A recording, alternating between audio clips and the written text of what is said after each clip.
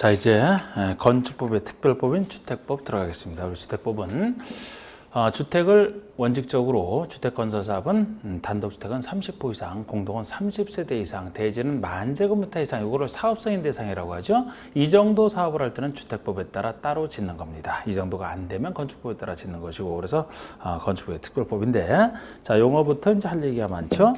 1번의 주택법에 한 주택에 대한 설명 중 옳은 것은, 자, 우리 단독은 단독, 다중, 다가구, 공간. 건축과 달리 주택법에서는 공간은 단독에서 빠집니다. 자, 이번에 공동주택 종류는 아파트 연립 다세대 셋만 얘기하죠. 기숙사 빠집니다. 주택법에서 기숙사는 준주택에 들어가죠. 3번에 한국토지주택공사가 건설한 주택은 모두 국민주택에 속한다. 토지주택과 건설한 주택이 모두 국민주택은 아니죠. 85 이하인 것만 국민주택에 속하죠. 85를 넘으면 민영주택이 되는 겁니다. 우리 국민주택의 개념이 이렇게 토지주택공사처럼 공공사업체가 건설하거나 다른 사람이 건설했더라도 국가재정 재정이나 주택도시기금이 지원됐을 때 지원해서 지은 주택으로서 둘 다 국민주택 규모 이하, 국민주택 규모 이하인 것을 국민주택이라고 하잖아요. 그렇지 않은 나머지가 국민주택이 아닌 걸 다 민영이라고 하고요. 4번의 국민주택 규모가 그럼 뭐냐? 국민주택 규모는 수도권에 소재한 읍면 지역에서는 1513 100제곱미터 이하를 말한다. 이거 틀렸습니다. 보통 국민주택 규모는 85제곱미터 이하 아닙니까? 그런데 수도권에 소재하지 아니한, 수도권이 아닌, 즉 지방 중에서도 도시지역이 아닌 읍면에서만 100 이하 예외가 들어가요. 그래서 수도권에 소재한 곳이기 때문에 85 이하가 되는 겁니다. 5번에 다중생활시설은 준주택에 속한다. 우리 준주택이 주택이 아닌 것 중에서 주거시설로 이용 가능한 거. 오노, 닭이 4가지죠. 오노, 닭이. 나는 닭이가 싫어요. 오노, 닭이. 오가 오피스텔, 노가 노인복지주택, 다가 다중생활시설, 그리고 기숙사. 다중생활시설이니까 준주택이죠. 맞습니다. 자, 2번의 주택법상 세대 구분형 공동주택에 대한 설명으로 옳지 않은 거. 우리 주택법상 세대 구분형은 원래는 한 세대짜리인데 이 한 세대짜리를 둘 이상 세대로 구분하여 이용하게 만들었다가 둘 이상으로 구분했으니까 한쪽에서 살고 한쪽은 다른 사람에게 이제 임대를 줘서 수익을 창출할 수 있는 이게 세대 구분형인데, 나중에 한 세대니까 나중에는 통합할 수 있어야 됩니다. 그래서 우리 세대 구분형 항상 이 나눠진 일부를 다른 사람이 구분 소유할 수 없어요. 그럼 나중에 통합이 안 되기 때문에 구분 소유가 없다는 게 특징이고, 다른 것도 있으니까 여기 기본적인 특징이 여러 세대로 쓰더라도 한 세대로 반드시 쓰기 때문에 주차장은 세대별로 이 한 세대당 얼마 이렇게 설치하지 않습니까? 그래서 사실상 주차장이 좀 작은 주택이에요. 이게 작아지는 주택이에요. 여러 세대가 쓰지만 한 세대 기준으로 주차장을 설치하기 때문에, 그래서 이런 주차장을 덜 확보하는 세대 구분형 주택이 단지에서 너무 많게 되면은 주차 난해 문제가 생기기 때문에 이 세대 구분형 공동주택은 호수 기준에서 면적 기준에서 다 전체의 3분의 1을 넘지 못합니다. 그 정도로 이제 세대 구분형을 아셔야 되는.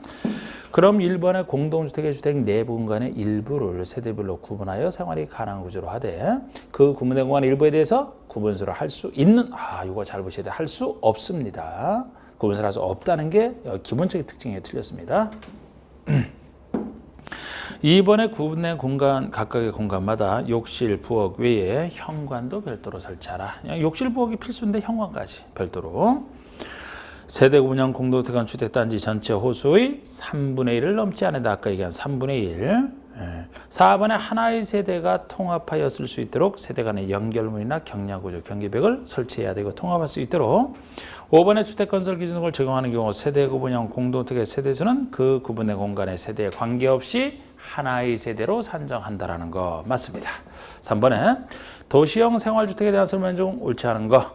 우리 도시형 생활주택이 도시형 도시지역에만 생활 사치가는 거 생활이니까 국민주택 규모, 그리고 자투리 땅 활용 300세대 미만 공통된 특징이죠. 그래서 1번에 300세대 미만이어야 됩니다. 자투리 땅 활용의 목적이 있어서 300세대 미만 작게 안 지려고 해요, 사업주에. 그래서 이렇게 통제를 하되 여러 가지 혜택을 쭉 주는 게 도시형 생활주택 뒤에 이제 혜택이 쭉 나옵니다. 300세대 미만이 돼 국민주택 규모, 도시지역 공통된 특징이에요. 그리고 이걸 공통된 특징으로 해서 종류는 3가지가 있지 않습니까? 원룸형 주택, 단지형 연립, 단지형 다세대. 그래서 원룸형 주택은 이제 아파트 연립 다세대 중에서 원룸 요건을 따로 갖춘 거. 단지형, 연립, 단지형 다세대는 연립 다세대 중에서 원룸형이 아닌 거 이렇게 얘기를 하는. 이번에 아파트를 도시형 생활주택으로 건축하려면 전용 면적 85 이하까지 가능하다. 이게 틀린 겁니다. 여러분 아파트는요. 원룸 형태로만 지을 수밖에 없어요. 단지형 아파트는 연립 다세대에 없기 때문에 단지형 아파트라는 종류는 없잖아요. 그래서 아파트를 도시형 요건을 갖춰 짓는다면 원룸 형태로만 가능합니다. 그런데 원룸 형태라면 원룸 요건에서는 원룸이 너무 크면 안 되잖아. 50이야 50이야. 원룸에서 제가 이거 할 때 원룸에서 온룸으로 좀 바꿔갖고 50, 온룸 이렇게 한 거 50이야. 그래서 아파트는 원룸으로 가능하기 때문에 85 이하까지 가는 게 아니고 50이 최대지요. 50 이하입니다. 3번의 단지형 연립과 단지형 다세대는 일정 경우에 주택으로 쓰는 주수를 5층까지 지을 수 있는 혜택.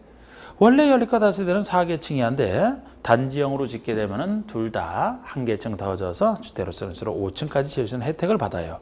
또 4번의 하나의 건축물에는 서로 다른 거 같이 짓지 말아라. 도시형 생활주택과 일반 주택을 함께 건축할 수 없고 같은 도시형 내에서도 원룸형이 특수하기 때문에 단지형 연립, 단지형 다세대와 원룸형을 같이 못 짓는 게 원칙입니다. 다만 예외, 다만 원룸형과 전용면적 85를 초과하는 주택 한 세대 함께 건축하는 경우 일종의 주인 세대로서 우리 원룸형과 그 대신 한 세대는 85를 초과하는 걸 전제로 해서 이 85를 초과하는 주택 한 세대 함께 건축하는 건 어디서나 허용이 되고요. 준주거나 상업지역에서는 토지 용도를 높일 준주거나 상업지역에서는 원룸형과 도시형 주택 외의 일반 주택을 세대수에 상관없이 함께 건축하는 경우가 예외적으로 허용이 됩니다. 맞고요. 4번의 도시형 상업지역에 대한 설명으로 틀린 것은 했는데 이거는 기출문제만 아까 그걸 바탕으로 해서 풀면 되는 거예요. 5번 보세요. 이것도 기출이지만 특히 원룸형에 대한 요건을 따로 묻고 있으니까 주택법상 원룸형 주택의 요건에 대한 설명으로 틀린 거 세대별로 독립된 주거가 가능하도록 욕실, 부엌 필수. 그죠? 전용 면적이 20제곱미터인 경우 욕실과 보일러실을 제한 부분을 하나의 공간을 구성해야 된다. 여러분 원룸형의 요건 중에 원룸형이 50 이하라고 했잖아요. 그런데 원룸형이라는 게 욕실과 보일러실은 합법적으로 분리가 가능한데 욕실과 보일러실을 제외한 나머지 부분이 하나의 공간으로 구성되는 것이기 때문에 원룸 형태가 되는 거예요. 그런데 만약에 50 이하 중에서도 약 중간 이상인 30제곱미터 이상이다 그러면 조금 크니까 투룸식으로 두 개 공간으로 할 수 있는 게 30 이상이에요. 그러니까 30에서도 50까지는 투룸식으로 가능합니다. 30 이하는 하나 형태로만 가능하고요. 그래서 그 얘기입니다. 그래서 2번이 전용 면적이 20제곱미터라면 30 이상이 아니죠? 그러니까 욕실과 보일러실을 제외한 부분을 한 개 공간으로 구성해야만 되는 게 맞는 겁니다. 3번의 전용 면적이 40제곱미터라면 30 이상에 속하죠? 그러니까 욕실과 보일러실을 제외한 부분을 두 개 공간으로 구성할 수 있다가 맞는 겁니다. 4번의 세대별 전용 면적이 60제곱미터라면 원룸형 주택에 해당될 수가 없죠. 50 이하니까. 그리고 각 세대는 지하층에 설치해서는 안 된다. 다 지상층에 된다. 이런 요건도 있고요. 그 다음에 6번 얘기가 주택법령상 원룸형 근데 여러분 요거는 좀 살짝 수정해 주세요. 원룸형 주택 요건이 아니고 특수주택. 원룸형 대신에 특수라고 좀 고쳐놓으시고 하세요. 특수주택의 요건에 대한 설명으로 틀린 것은 특수주택. 특수주택 이거 여러 가지 나오지 않습니까? 여기 나오니까 그대로 설명드리면 틀린 거. 1번의 사업주체가 사업 승인을 받아 공동주택을 건설하는 경우에는 에너지 절약형 친환경 주택으로 건설. 이게 이제 특수주택 중에 하나죠. 무조건 에너지를 절약하는 그런 형태가 에너지 절약형 친환경 주택인데요. 올해부터는 이제 특수주택 건설 의무가 있지 않습니까? 에너지 절약형 친환경 주택으로 건설해야 되는 의무는 사업 승인 대상인 공동주택 건설시예요. 그럼 보통 공동주택이 이제 30세대 이상부터가 사업 승인 대상 아닙니까? 그럴 때는 에너지 절약형 친환경 주택으로만 건설을 해야 돼요. 맞고요. 이번에 건강하고 쾌적한 실내 환경 조성을 위해서 실내 공기 오염물질 최소화시킬 수 있도록 건설 주택을 건강 친화형 주택이라고 합니다. 건강 친화형. 여기도 친회라고 돼 있네. 건강 친화죠. 건강에 친한 건강 친화형. 그래서 이제 새집 증후군을 없앤 건강 친화형 주택. 3번의 사업체가 300세대 이상의 공동주택을 건설하는 경우는 친환경 건축자재 사용 등 건강 친화형 주택으로 건설해야 된다. 건강 친화형 주택의 건설 의무는 500세대 이상 공동주택 지을 때, 공동주택 500세대 이상 지을 때 건강 친화형입니다. 아까 에너지 절약형보다는 건강 체력이 좀 더 좋은 거죠. 그러니까 500세대 이상일 때 이게 3번 틀렸고 4번에 장수명이 특수자산은 제일 좋은 거예요. 수명이 긴 아주 환상적인 주택을 얘기합니다. 구조적으로 오랫동안 유지 관리할 수 있는 내구성을 갖추면서 오랫동안 망가지지 않고 오랫동안 쓰다 보면 지겹지 않습니까? 그래서 내부구조를 쉽게 변경할 수 있는 가변성도 갖추면서 오랫동안 쓰다 망가지면 수리하기도 아주 수리 용이성이 뛰어난 이런 좋은 주택이 장수명인데 5번의 사업주체가 1000세대 이상 주택을 공급하고자 할 때는 장수명 주택의 최저 등급인 일반 등급 이상의 등급을 인정받아야 된다. 우리 장수명 주택은 그 등급 인증 제도가 있어요. 최우수, 우수, 일반 등급까지 있는데 이 네 가지가 있는데 그 최소한의 그러니까 1000세대 이상이면 최소한의 장수명 주택의 최저 등급 이상을 인정받아야 된다는 겁니다. 그래서 1번과 3번과 5번 특히 이제 어느 때 이거를 의무적으로 해야 되는지 좀 구별하시는 그래서 3번이 틀린 겁니다. 7번의 주택부산 주택조합에 대한 설명이다. 옳지 않은 거 주택조합. 주택조합의 종류로는 지역, 직장, 리모델링 세 가지가 존재하죠. 주택조합에서 이 세 가지가 존재하는데 리모델링은 리모델링을 하여서 가입하는 것이고 지역과 직장은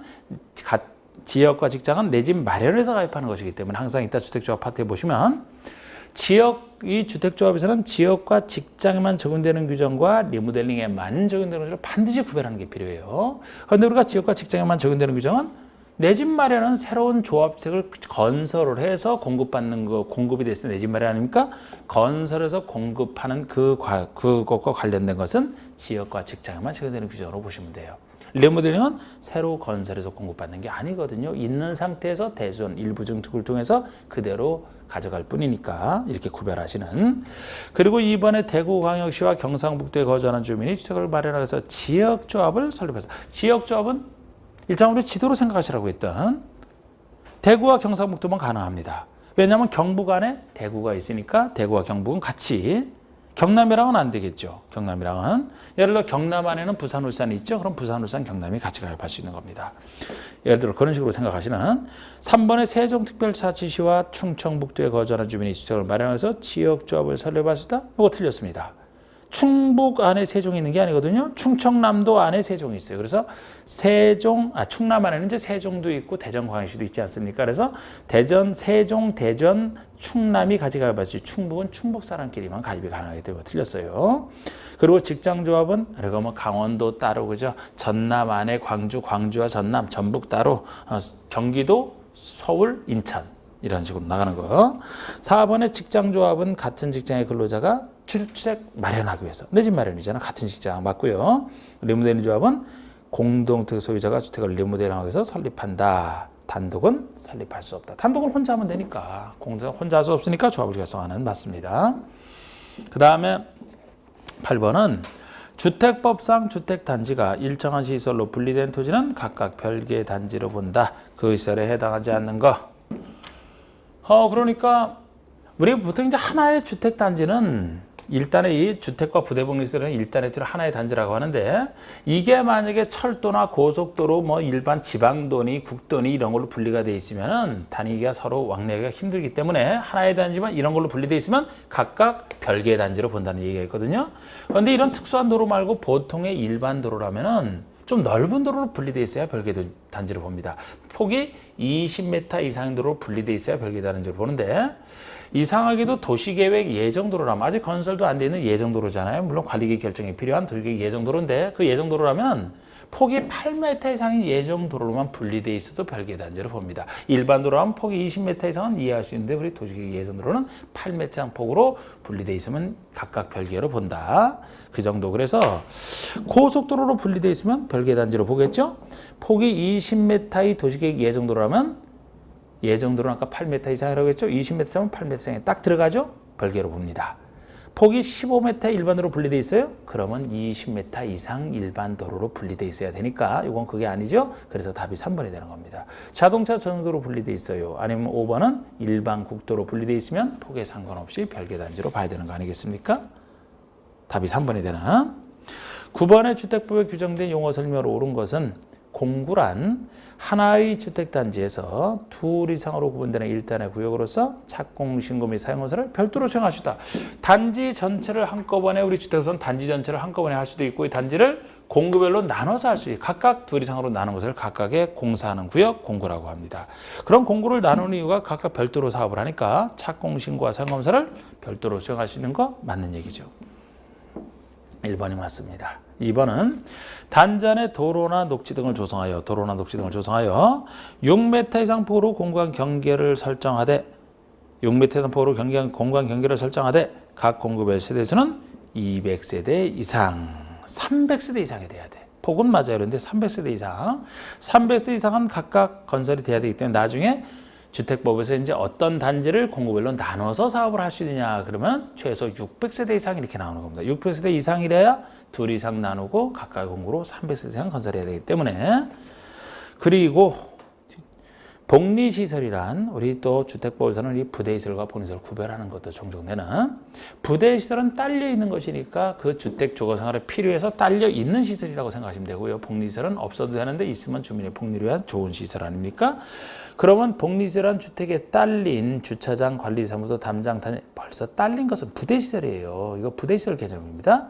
주차장 있어야만 주거생활이 되겠죠. 관리사무소 있어야만 관리를 할 수가 있습니다. 담장이 있어야 다른 단지랑 구별이 되죠. 단지 안에 도로가 있어야 주차장으로 들어갈 수가 있습니다. 경비실 이런 게 다 이제 복리시설이에요. 부대시설이에요. 말이 헛나왔습니다. 복리시설은 4번에 어린이 놀이터나 격리당 이게 부대시설이 아니고 복리시설에 들어가죠. 어린이 놀이터 없어도 돼요. 있으면 애들 놀이에 편한 경로당 마찬가지죠. 뭐 상가 내 근린 생활시설, 아파트 내 근린 생활시설, 상가 같은 거 있으면 편한 거 근린 생활시설, 주민 운동시설 이런 게 다 복리시설이죠. 꼭 있을 필요는 없는데 있으면 편한 구별하시는. 그래서 3, 4번 다 틀렸고 간선시설은 도로 상하수 등 주택 단지 안의 기관시설, 뭐 도로 상하수도 가스, 통신, 지역 난방시설이 그 기관시설이라고 하는데 그 단지 안의 기관시설을 단지 밖에 있는 같은 중의 기관시설에 연결시키는 것이 사이간자로서 간선시설이라고 합니다.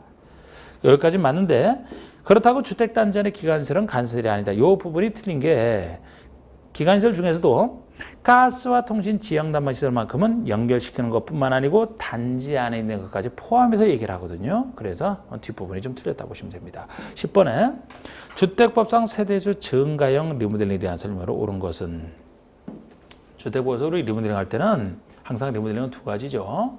기능 향상 등으로 해서 대수선 또는 일부 증축 두 가지입니다. 그런데 대수선은 대수선이고 우리 일부 증축할 때는 제일 중요한 게 일부가 얼마냐 는 것이거든요. 일부를 넘었으면 리모델링 범위를 벗어납니다. 그래서 기존 전용 면적 기준에서 전용 면적의 30% 이내에서 증축하는 게 일부 증축이에요. 물론 85제곱미터 미만 작은 대상이라면 좀 더 넓게 40%까지 예외적으로 가능합니다. 보통은 일부가 30% 내에서 증축하는 건데 전용 면적 기준으로 요거 일부 증축에서 일부만 따로 30% 40% 기억하시고 나머지 증축에 관련된 건 다 15랑 관련돼 있다. 이렇게 보시면 숫자가 정리가 됩니다. 그러니까 증축형 리모델링 할 때는 최소 15년이 지나야 돼요. 새 건 안 됩니다. 15년이 지나야 되고요, 최소. 그 다음에 세대수 증가하더라도 기존 세대수의 15%가 한도에 15% 내에서 증가할 수 있고 아주 위험한 수직을 올리는 수직형 축을 때는 15층을 기준으로 해서 역시 15층 이상은 3계층까지, 15층이 안 되는 14층까지는 2계층까지 다 15를 기준으로 한다는 거.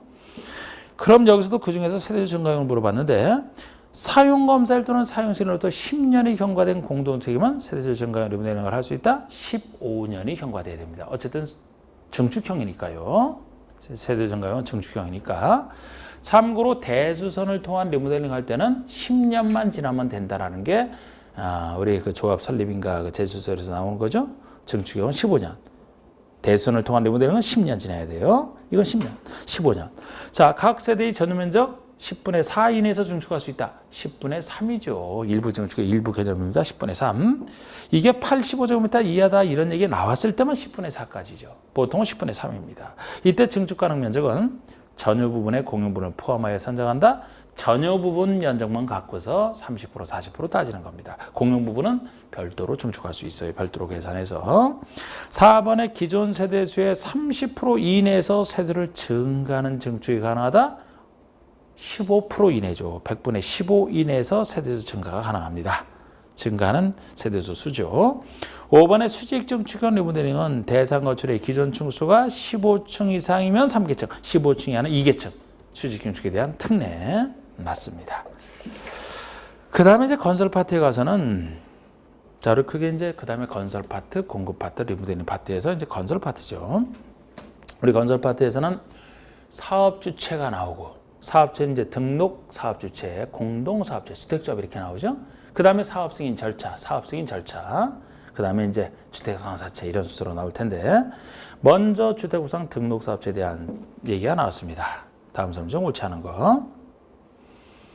우리 등록을 해야만 사업체로 인정해 주는 걸 등록사업체라고 하는데 민간에는 못 믿기 때문에 큰 사업하는 민간을 못 믿기 때문에 일정 기준 등록 기준을 가져 등록했을 때만 사업체로 인정해 주셔야 되는 게 등록 사업체의 취지예요. 그래서 공공은 등록 안 해도 됩니다. 믿어주기 때문에. 그리고 민간인 중에서도 이미 검증을 통과한 등록 사업자랑 공동으로 할 때는 따로 등록할 필요 없다. 나머지는 등록해야 돼요. 주로 보통 민간은 등록해야 됩니다. 그거 등록을 구별하는 것이고 물론 등록 기준도 아셔야 되는데 등록 기준은 나중에 사업 승인 대상과 달라요. 이거는 사업체가 대기한 등록 사업체 기준인데 이것도 좀 숫자를 일치하면 좋겠습니다만 달라요. 연간 1년 동안에 단독은 20% 이상 지으려고 하는 자, 공동은 20세 이상 지으려고 하는 자, 대지는 만 이상 이럴 때 등록을 해야 됩니다. 나중에 사업을 하기 위해서 사업 승인권을 따는 사업 승인 대상에서는 30% 30세대가 원칙 아닙니까? 좀 불일치가 좀 다른 개념이긴 하지만 그래도 불일치가 조금 안 좋은 건데 좀 달라요. 구별해 보셔야 됩니다. 등록 대상과 사업 승인 대상은 다릅니다. 자, 1번의 주택법에 따라 일정한 사업을 시행하고자 하는 자는 국장에게 등록해야 돼. 등록은 까다롭게 국장에게 등록하는 거가 까다롭게 합니다. 국장에게. 연간 단독은 20호 이상, 공동은 20세대 이상 주택건설 사업을 하고자 하는 자는 등록해야 된다. 이게 등록 대상이에요. 나중에 사업 승인 대상에서는 사업 1회당 규모니까 연간은 빠지죠. 그건 1년 동안 이 말도 붙으면서 20호, 20세대가 되겠습니다. 물론 3번처럼 연간 도시형 생활주택의 경우에는 도시형은 혜택 주는 게 많다 그랬죠. 일부러 30세대 미만 통제하는 대신에 혜택을 많이 준다. 여기서도 30세대 이상부터 등록을 하면 이게 혜택이 됩니다. 그러면 다른 주택과 달리 다른 공동은 20세대 이상부터 등록을 해야 되지만 도시형은 30세 이상부터 등록하면 되니까 25세대를 지른다면 등록할 필요 없이 지으면 되잖아요. 이게 이런 게 혜택이죠. 도시형에 대한 혜택. 위 3의 경우 4번의 위 3의 경우 원룸형과 그 밖에서 한 세대를 함께 건축할 때는 원룸형 주택 수만 갖고 30세대를 판단하는 게 아니고 그 원룸형 주택에다가 한 세대 합친 수 전체 수 갖고 판단을 합니다. 이것도 이제 그러니까 도시형 생활주택에 관련된 게 다 30세대 이상이에요. 그런데 이렇게 합친 수 갖고 계산하는 겁니다. 그래서 틀렸고요. 5번에 연간 만 이상에 대해서 수업할 때 등록하라. 그렇습니다. 그 다음에 2번도 주택법상 연간 일정한 사업을 시행하려는 자는 국장에게 등록해야 되는데 다음 중 등록하지 않아도 사업체가 되는 경우로서 옳지 않은 거. 국가지자체 믿어주니까 토지주택공사, 지방공사까지가 공공이죠? 이 사람들은 등록할 필요 없어요. 믿어주니까. 공익법인도 공익법이니까 등록할 필요 없어. 주택조합? 민간이니까 등록해야 되죠. 이 주택조합이나 해설처럼 근로자를 고용하는 자는 민간인이라 만약에 등록사업자는 공동으로 할 때는 등록하지 않아도 돼요. 공동으로 할 때는 등록사업자에게 맡기기 때문에 따로 등록 안 해도 되지만 지금 여기처럼 그런 얘기 없이 그냥 주택조합이 한다는 얘기는 단독으로 한다는 얘기 아닙니까? 그때는 등록해야 되는 거예요. 등록사업은 공동으로 한다는 말이 붙었을 때만 등록할 필요 없어요. 민간인 중에서는. 잘 구별해 보시고. 그 다음에 3번에 이제 공동사업체가 나왔거든요. 우리 공동사업체는 등록사업자가 아닌 민간인들이 민간 전문가인 등록사업자랑 같이 하는 경우를 얘기합니다. 이것도 여기 나오는 1, 2번과 4번의 차이를 좀 아실 필요가 있고, 자, 우리 1번은 토지 소유자가 주택을 건설할 때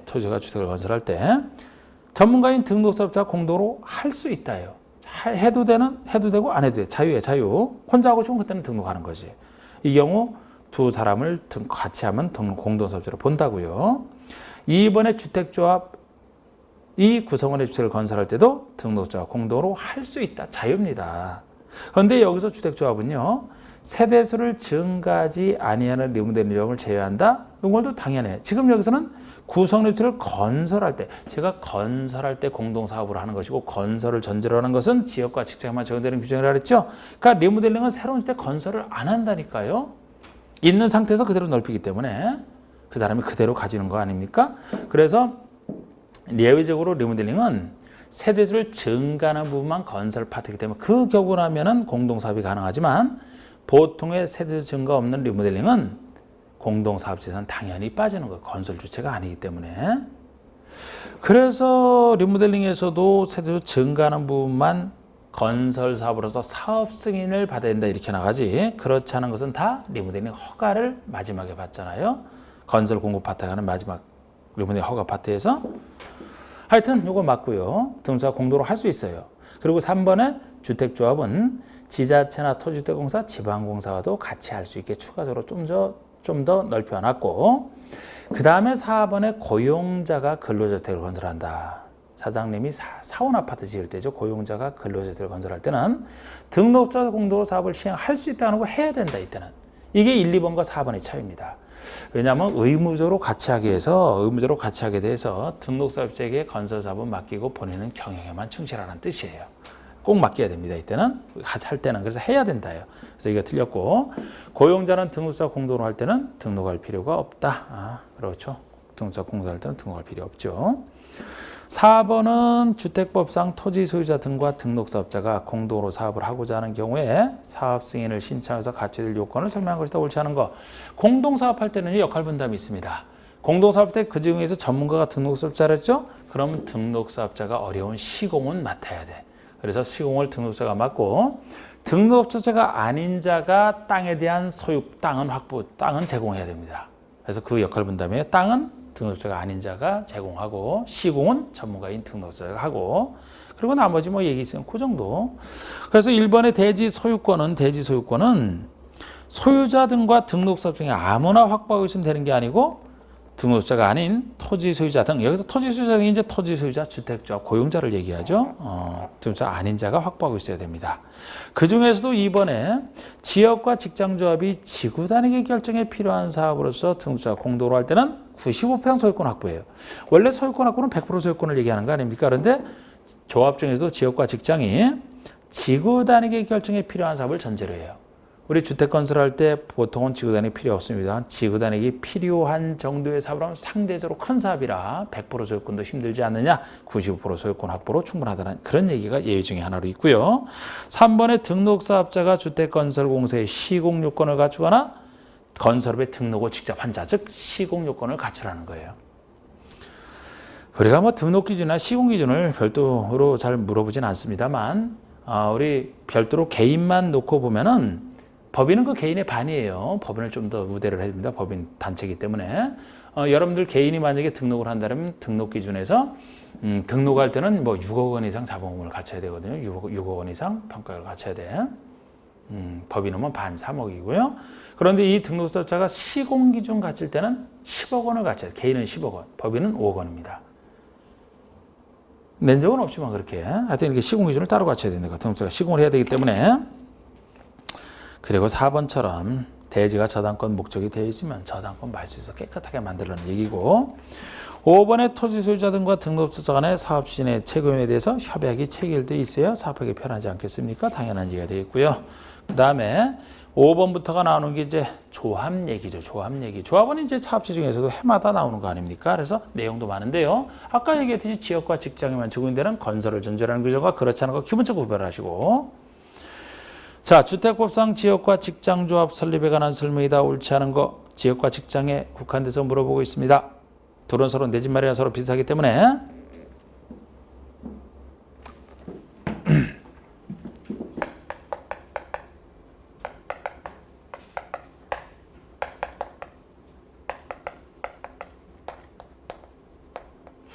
일단 이 둘과 여기서 차이가 드러나잖아요.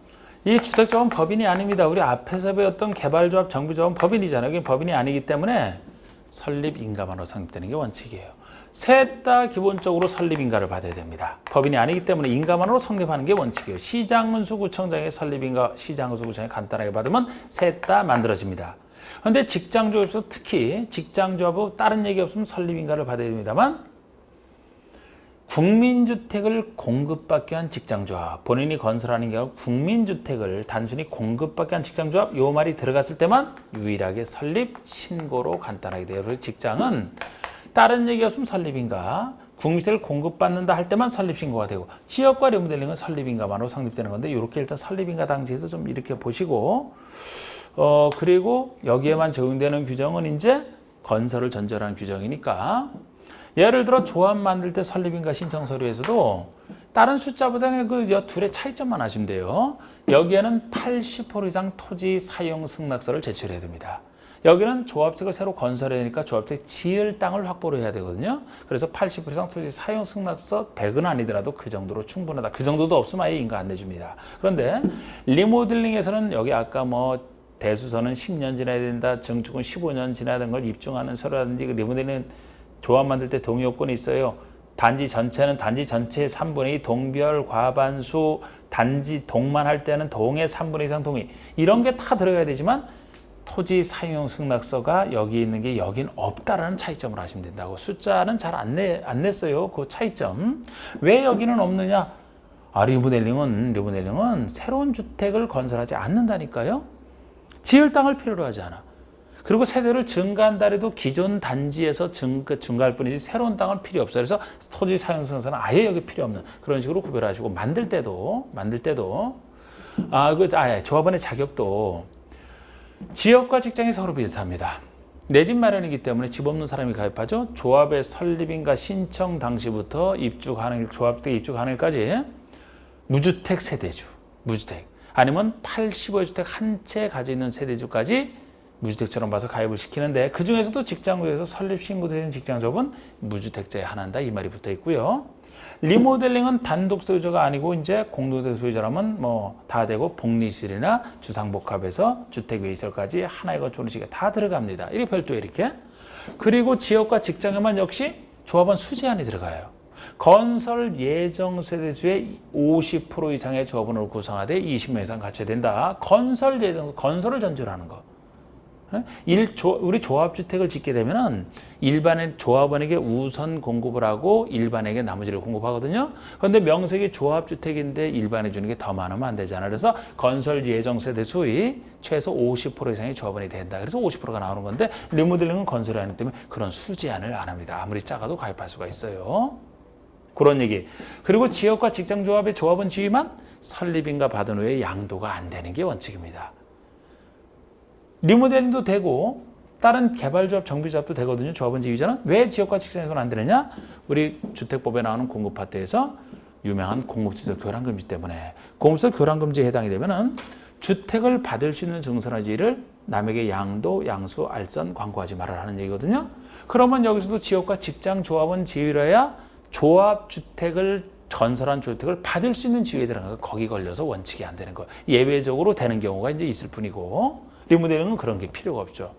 이런 식의 얘기, 지역과 직장만 적용되는 수많은 얘기들.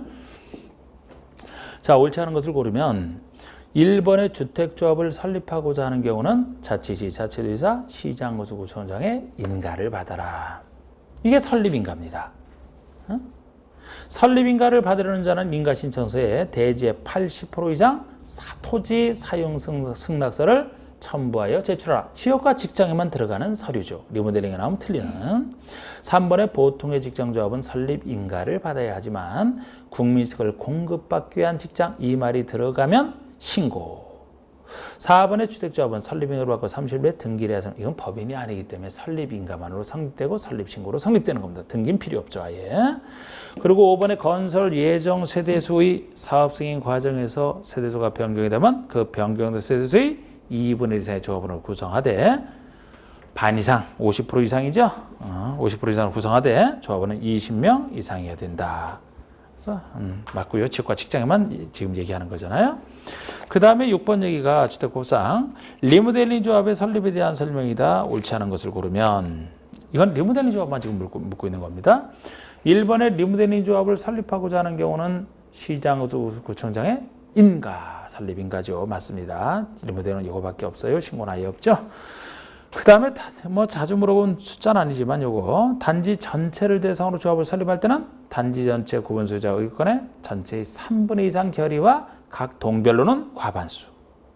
3번 동을 대상으로 조합을 설립한다. 동만 가지고 조합을 만들 때는 동의 구분자 의권의 각 5분의 4가 아니고 3분의 2가 되겠죠. 3분의 2. 단 전체로서 이제 3분의 2가 유지가 되는 겁니다. 그 다음에 4번에 대수전에 해당하는 경우에는 해당 주택의 사용사를 받은 후 10년 이상의 기간이 경과했음을 증명하는 서류 제출. 대수는 10년 이상. 증축에 해당하는 리모델링일 때는 15년. 그게 5번 얘기고요. 서류 중에 이렇게 했습니다. 그리고 우리 기출문제처럼 7번 보세요. 이렇게 최근에 나왔던 것처럼 아까 그런 숫자부터 이렇게 했잖아. 주택 단지 전체를 대상으로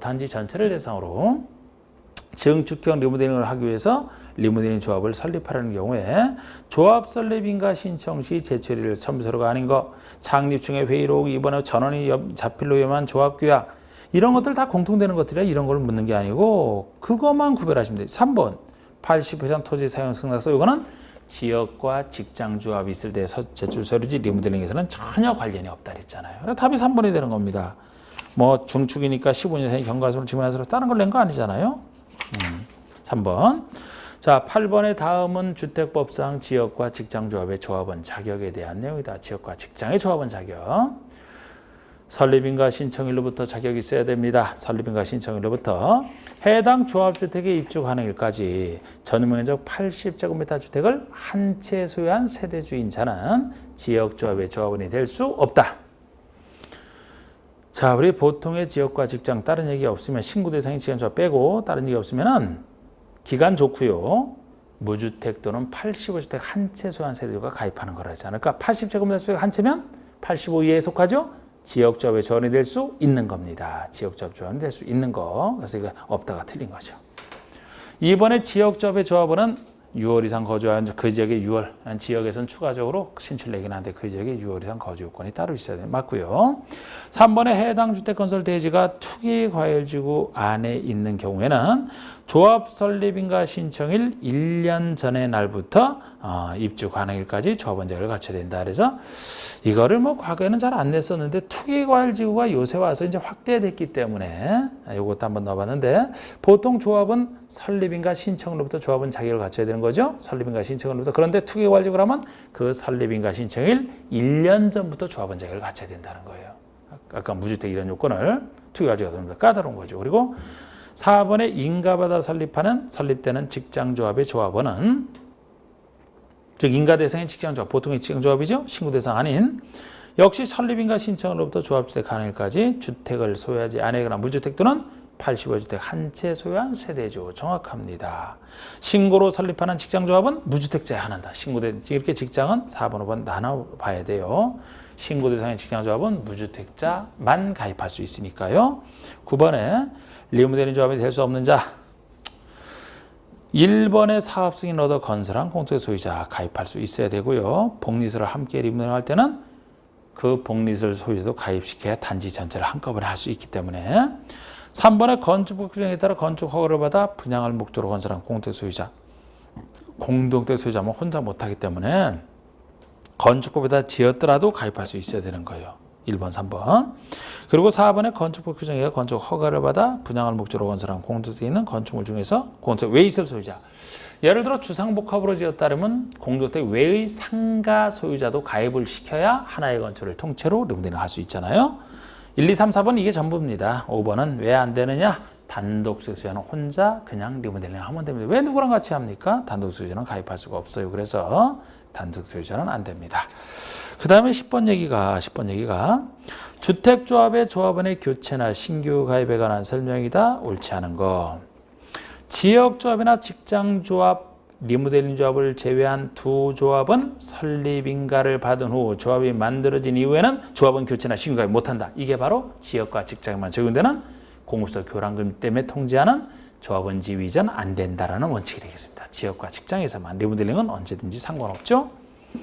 그런데 여기서 안 되는 게 원칙이면 이제 예외적으로 되는 경우가 있어요. 되는 경우가 변경되는 자의 조합. 먼저 우리 예외적으로 되는 경우가 조합원 추가 무죄 승인을 얻었다라든지 조합원이 사망했으면 상속인의 저절로 갑니다. 사망 시 사망에 비슷한 자격 상실도 있고요. 조합원이 탈퇴됐든 어찌됐든 해서 결과적으로 조합원 수가 건설 예정 세수의 50% 미만이 돼도 충원이 가능해요.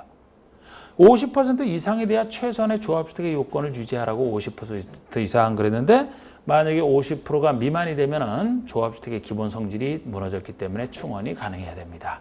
근데 50% 미만이 되면 충원할 수 있지만 20명 미만이 허물어졌을 때는 50% 이상은 유지가 된다는 얘기이기 때문에 20명 미만은 충원 사유 아니에요. 그리고 사업 승인 이후라면 설립인가 후에는 안 되지만 사업 승인까지 핵심 절차를 통과한 이후에는 양도등이 됩니다. 투기과실지구 빼놓고는 돼요. 그게 이제 예외적 건데, 자, 우리 2번 보시면 변경되는 자의 조합원 자격 요건 충족 여부 판단은 조합의 설립인가 신청을 기준으로 한다. 설립인가 신청을 기준으로 한다. 교체나 신규 가입될 때 이 새로 변경되는 자도 조합원 자격은 갖춰야 됩니다. 그런데 교체 신규 가입 당시가 아니고 기존 조합원과 똑같이 다루기 위해서 기존 조합원도 원칙이 설립인가 신청을부터 갖춰야 되죠. 설립인가 신청을 기준으로 보라는 거예요. 그 얘기 맞습니다. 다만 상속받는 자는 조합원 자격 조건이 필요 없어요. 상속받는 자는 항상 상속은 사망에서 저절로 일어나는 일이라 자격 요건 필요 없습니다. 항상 상속에 대한 예외죠. 3번에 조합원의 사망, 조합원이 사망했다 그러면 이때는 조합원을 교체나 신규로 가입할 수 있는 사유에 들어가죠. 상속인이 받아야 되니까. 그리고 조합원이 탈퇴한 경우에는 그 탈퇴로 조합원이 20인 미만이 되는 경우에 결혼을 충원하는 범위 안에서 신규로 가입하게 할 수 있다. 이게 예전에는 충원서에 들어갔지만 지금은 안 되는 겁니다. 그래서 20인 미만이 아니고 50% 미만이 될 때죠. 50%는. 아까 지역과 직장 같은 경우에 50% 이상의 조합원을 구성하되 20명 이상 동시에 갖춰야 되는데 만약에 20인 미만이 됐을 때는 50% 이상은 유지가 되는 걸 전제로 하거든요. 50%가 만약에 미만이 됐으면 그 사유로 이제 충원이 되니까요. 그래서 요건 아니고 최소 50% 이상만 유지하면 되기 때문에 이 20인 미만은 옛날에 있다가 충원서에서 빠진 겁니다.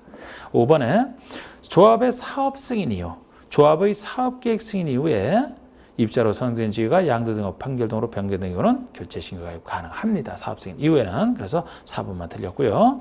11번의 주택법상 주택조합에 대한 설명이 좀 옳은 거. 하여튼 주택조합 문제가 많은 게 그대로 많이 나왔기 때문이죠. 탈퇴한 조합은 제명된 조합원을 포함해서 조합규약으로 정하는 바에 따라서 부당한 비용의 환급을 청구할 수 있다. 이게 새로 신설된 건데 그냥 맞는 얘기, 그냥 편하게 이해하시면 되는. 조합원은 탈퇴할 수 있습니다. 그리고 탈퇴하게 되면은 제명된 조합원을 포함해서 그 자기가 부담했던 비용의 환급을 청구할 수 있어야 되는 거죠, 당연히. 맞고요. 이번에 리무델링 조합은 그 구성원을 위해서 건설하는 주택을 조합원에게 우선 공급할 수 있어야 된다. 틀리죠.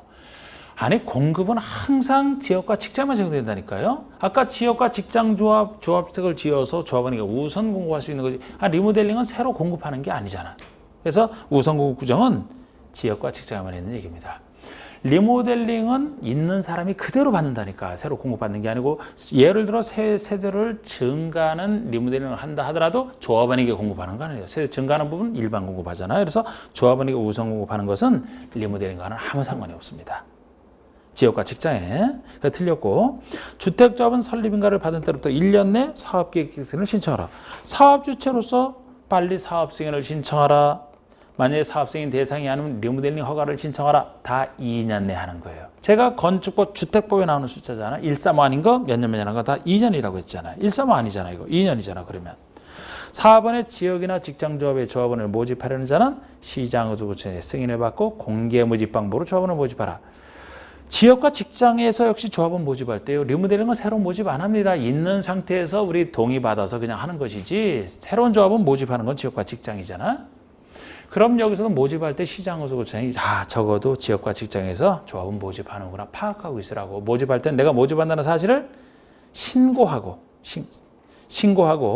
그 다음에 공개 모집 방법으로 하라는 겁니다.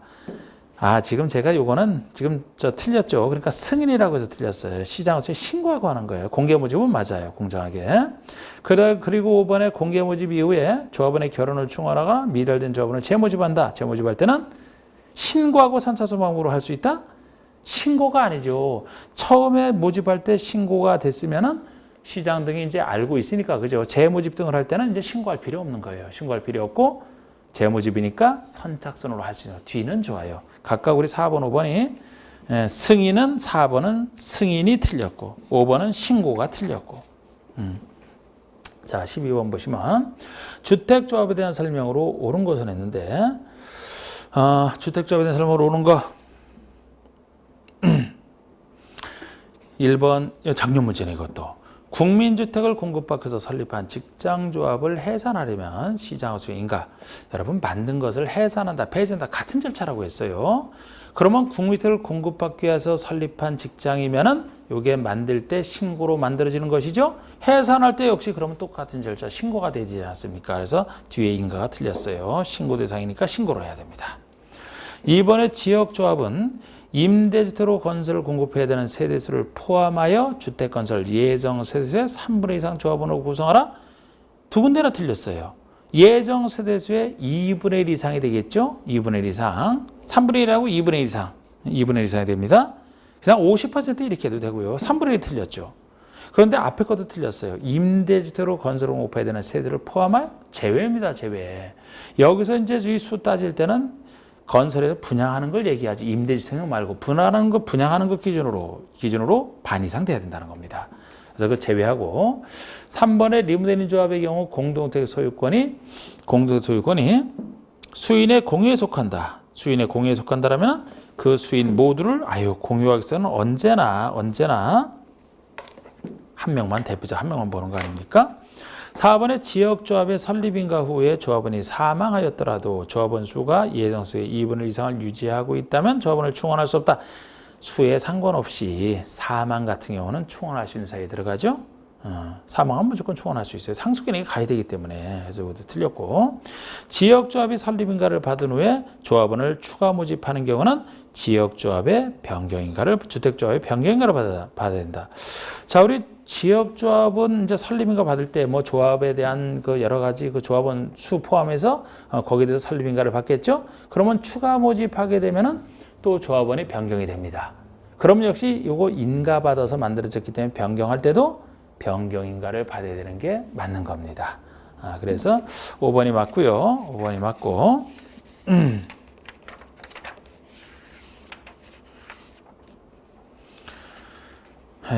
일단 오늘은 여기까지만 해야 되겠네요.